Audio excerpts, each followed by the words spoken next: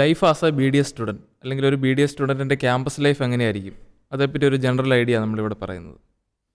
Okay, അതിലേക്ക് കിടക്കാം. Actually എല്ലാ സ്റ്റുഡൻസും ഇപ്പോൾ ഈ പറഞ്ഞ ആക്ച്വലി അപ്ലൈ ചെയ്തേക്കുന്ന എല്ലാ സ്റ്റുഡൻസിനും അറിയാനൊരു ആകാംക്ഷയുള്ള കാര്യമായിരിക്കും എങ്ങനെയായിരിക്കും അവരുടെ 5.5 ഇയർ അടുത്ത വർഷം കോളേജുകളിൽ ആകാൻ പോകുന്നത്, എങ്ങനെയായിരിക്കും ഡോക്ടറിന് അത് ഒന്ന് എക്സ്പീരിയൻസ് ചെയ്തേക്കുന്നതാണല്ലോ. ബി ഡി എസിന് എന്തൊക്കെയാണ് പഠിക്കുന്നത് എന്നുള്ളൊരു അക്കാഡമിക്കൽ ഓറിയൻറ്റഡ് ആയിട്ടുള്ളൊരു വീഡിയോ നമ്മൾ ജസ്റ്റ് ചെയ്തിട്ടുണ്ട്.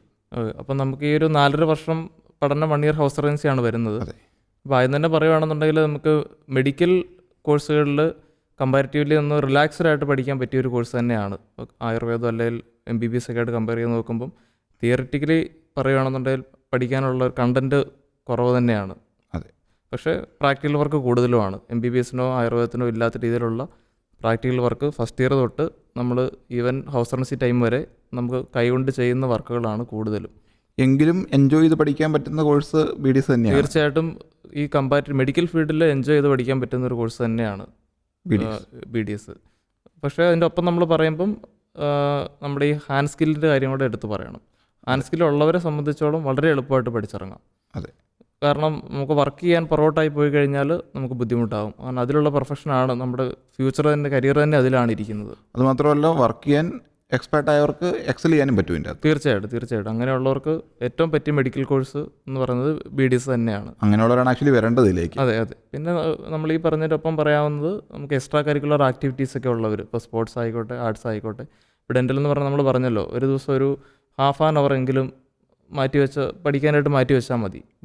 ബാക്കി കാര്യങ്ങളിൽ നമുക്ക് കോൺസെൻട്രേറ്റ് ചെയ്യാനുള്ള സമയം. ഡെൻ്റലിൻ്റെ ഏറ്റവും അട്രാക്റ്റീവ്നെസ് എന്ന് പറഞ്ഞാൽ അതിൻ്റെ ക്ലാസ് ടൈമിംഗ് ആണ് അല്ലേ. അതെ 2 o'clock ആകുമ്പോൾ ക്ലാസ് തീരും മിക്ക കോളേജിലും. അതെ, 8 മണിക്ക് തുടങ്ങിയാൽ ഒരു ഉച്ചയോടുകൂടി തന്നെ തീരുമെന്ന് പറയാം. തീരും. അതെ, അത് കഴിഞ്ഞിട്ടാണ് ഡെൻ്റൽ. അത് കഴിഞ്ഞ് നമ്മൾ ഫ്രീ ആണ്. ഹാഫ് ഡേ നമുക്ക് ഫ്രീ ആയിട്ട് കിട്ടുന്നില്ല എല്ലാ ദിവസവും.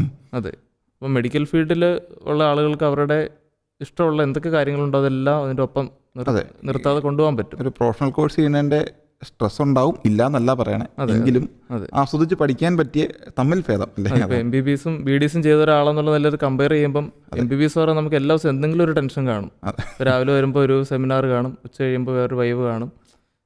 കോഴ്സുകൾ തമ്മിൽ അങ്ങനെ ഡയറക്റ്റ് കമ്പാരിസൺ ചെയ്യുന്നതിൽ അർത്ഥമില്ല. പക്ഷേ എന്നിരുന്നാലും ആ സ്ട്രെസ് വൈസ് നോക്കുമ്പോൾ നമുക്ക് എന്തൊക്കെയാണ് പറയുന്നത് ഡോക്ടറാണ് കൃത്യം കമ്പയർ ചെയ്യാൻ പറ്റുന്ന ഏറ്റവും. കാരണം MBBSും BDSും അതെ ആ 2 സ്റ്റേജിലൂടെയും കടന്നു പോയേക്കൊണ്ട് കൃത്യമായിട്ട് പറയാൻ പറ്റുന്നുണ്ട് ആക്ച്വലി. അതെ എന്തൊക്കെ പറഞ്ഞാലും മറ്റു കോഴ്സുകൾ വെച്ച് നോക്കുമ്പോൾ നമുക്ക് റിലാക്സ്ഡ് ആയിട്ട് പഠിക്കാൻ പറ്റിയ ഒരു കോഴ്സ് തന്നെയാണ്. അതാണ് ഒരു മിനിമൽ ഔട്ട്ലൈൻ പറഞ്ഞു കഴിഞ്ഞാൽ. ഈവൻ ഇനിയിപ്പം റിപ്പീറ്റ് ചെയ്യുന്ന സ്റ്റുഡൻസിന് ആക്ച്വലി ഒന്നോടെ ഒന്ന് നീറ്റ് ട്രൈ ചെയ്യണം എന്നുള്ളവർക്ക് ആക്ച്വലി എടുക്കാൻ പറ്റിയ ഏറ്റവും നല്ല പ്രൊഫഷണൽ കോഴ്സ്.